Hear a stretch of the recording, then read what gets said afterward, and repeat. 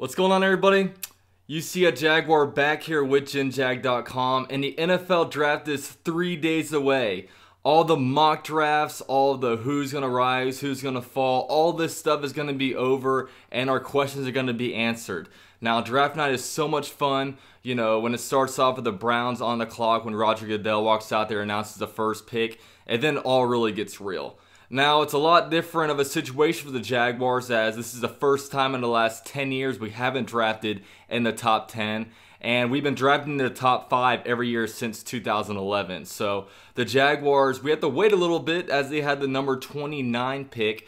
And then they also have a second round pick, third round pick, fourth round pick, no fifth round pick. Then they have a sixth round pick and 2 seventh round picks.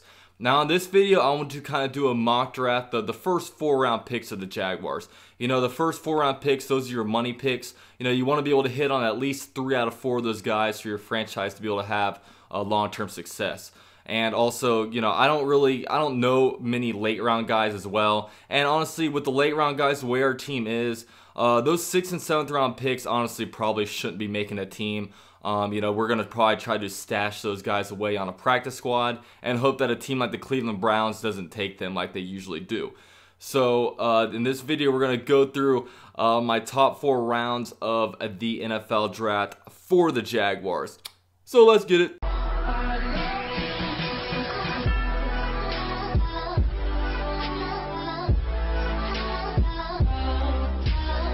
Now with the 29th overall pick in the first round, I have the Jacksonville Jaguars selecting tight end Hayden Hurst. Now it's extremely hard to really project who the Jaguars are going to get in the first round just because we don't really have many glaring needs. I mean, we can go out there and really put a team out there on the field right now. I'd feel confident that we'd be able to, you know, win games. But the Jaguars, they need to be able to draft players to replace more expensive guys and to also just get better in general. So I have the Jaguars selecting like Hayden Hurst.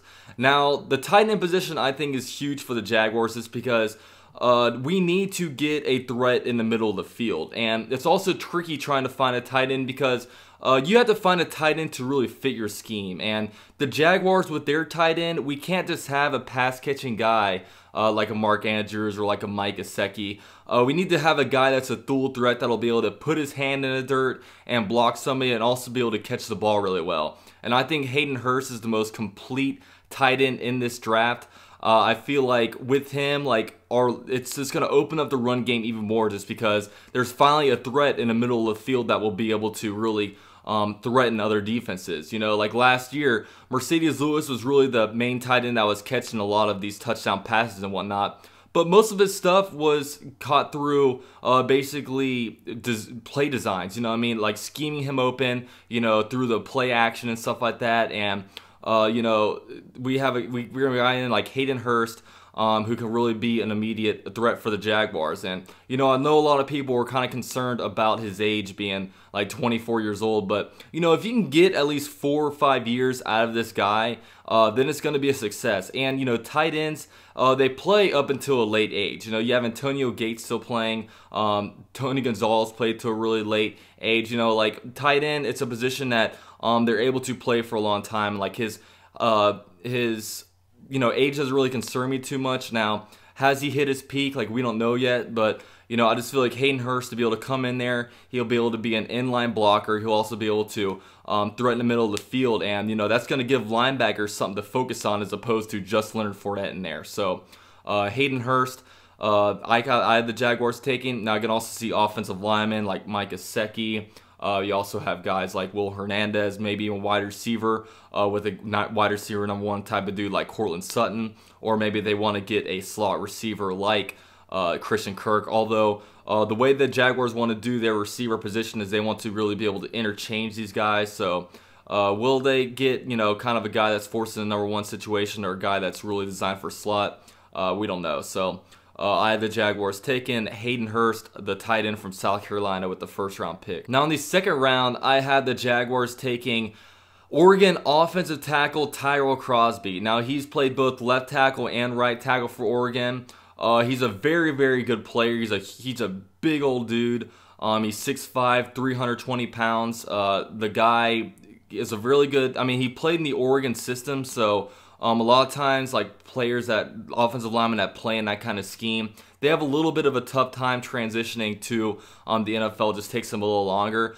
However, I think that Tyrell Crosby, he doesn't have to start right away. You know, we can pick him in there. You can really move him all on the offensive line and see where he fits best. You know, is he a good right tackle? Does he fit better in the right guard position? Now, you know, he's really good in the run game. And also, I think in like 1,600 snaps or something like that, he didn't give up a single sack. And, you know, I'm not seeing this guy in many first-round mocks. I don't know where he'll go, maybe like middle of the second, you know, beginning of the second, who knows. But, you know, guys rise and fall in the NFL draft, and you never know where these guys will end up. So if we get a guy like Tyrell Crosby to eventually replace a guy like, you know, Jeremy Parnell, or maybe even A.J. Cann coming up on a contract year, depending on where the Jaguars feel like he fits best. But yeah, I got Jaguars taking offensive tackle Tyrell Crosby from Oregon with the second-round pick. Now, in the third-round pick, I had the Jaguars taking quite a trendy pick and getting linebacker from UCF, Shaquem Griffin. Now, Shaquem Griffin is an amazing player. I mean, I'm not jumping on the bandwagon like a lot of people. I've been following this dude for the last 2 years, and it's kind of funny because I didn't actually notice him until 2016. I was at a UCF game, and I was sitting there kind of in the stands. I didn't really know anything about him, but I saw this dude, and I was telling my brother, I was like, does that guy have one hand? I'm sitting there just studying, like trying to see. I was like, I'm pretty sure that dude only has one hand. And I finally Googled it, and I said, oh, like this guy legitimately only has one hand. Like this guy's out there flying around the ball and all that kind of stuff. And kind of his backstory, he actually has a twin brother, Shaquille Griffin, who was a third-round pick for the Seahawks, played at a really good level last year. The reason why he was kind of at UCF was because his brother kind of said, look, wherever I go, you have to accept my brother Shaquem. And, you know, UCF was one of those teams that said, yeah, we'll take Shaquem Griffin. But, you know, under Coach George O'Leary, Shaquem Griffin wasn't getting any playing time. But then he was kind of pissed off saying, look, they only recruited me because they wanted my brother. But then once Scott Frost came in there, he kind of saw his ability, and then he started playing him in there. You know, he's playing defensive back. He was most effective at linebacker, and the dude just straight up balled out. I mean, this guy flies around the field. You know, he can play up to the line of scrimmage. You know, he can get in there and get sacks, and he can play in space as well. Now, you know, it's Jaguars take Shaquem Griffin. I think he'd be a really good fit in that strong side linebacker spot. You know, play him close to the line of scrimmage, and he can also be a special teams ace. And then you never know, you know, he could potentially move into a 3-down linebacker when you look at, you know, 2 years from now, because, you know, you're going to see, if you look at the 2016 draft, we got guys like Jalen Ramsey, Miles Jack, and then Yannick Ngakoue. But are you going to be able to pay all of them? You know, if you put a priority list, it's probably Jalen Ramsey, Yannick Ngakoue, and then probably Miles Jack. So, you know, I don't want to speak too soon, but could Miles Jack potentially be the, you know, player that the Jaguars can't afford to re-sign, and then Shaquem Griffin could potentially come in there and replace him as kind of a full, you know, 3-down linebacker? But that's kind of getting our heads ourselves. But when you're in a Jaguars kind of position, you kind of have to look ahead to kind of see like what the Jaguars might want to do in the draft, because it's all about getting players of the future in this draft. So yeah, the Jaguars taking Shaquem Griffin in the 3rd round. It's so hard to project where Shaquem Griffin will go, just because, you know, he's got the one arm, and, you know, I really think he's a first-round talent if it wasn't for his, you know, lack of a hand. So yeah, Shaquem Griffin, I got the Jaguars hopefully taking him in the 3rd round pick. And if they do, I'm definitely scooping that dude's jersey. Now in the 4th round of the draft, I have the Jaguars selecting wide receiver Marcel Aitman out of Oklahoma State. Now this guy I definitely could see turning into a #1 wide receiver. He's 6'4". He kind of dropped a little bit his draft stock after only running like a 4.6 in the 4.640 in the NFL draft or the NFL combine. But this dude is a matchup nightmare. You look at kind of a wide receiver core right now, and then really the only guy that I personally see that has wide receiver #1 ability will be a guy like Dante Moncrief. But he's obviously only on a 1-year deal, and if he has a 1,000-yard season, he's going to command some money. And the Jaguars clearly made it, you know, kind of showed that they don't want to be paying a wide receiver that kind of money after letting Al Robinson walk in. This guy will have him on a cheap contract the next 4 years. And then he's a guy that can, he's a very, very good route runner. He's not necessarily as athletic as a guy like, you know, Calvin Ridley or Christian Kirk or some of these top picks, but you know, he fits a skill set that the Jaguars don't necessarily have right now. He's a guy that a team will have to potentially double.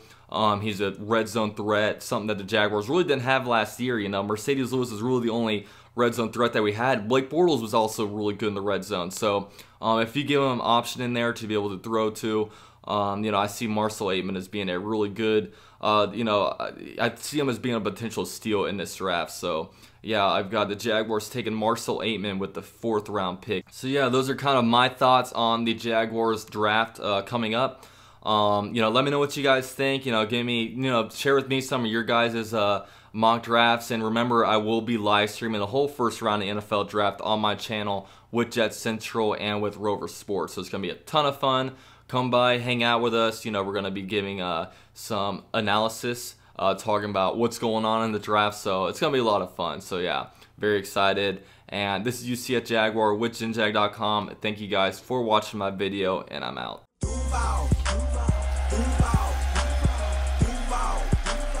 If you from a city, holla Duval.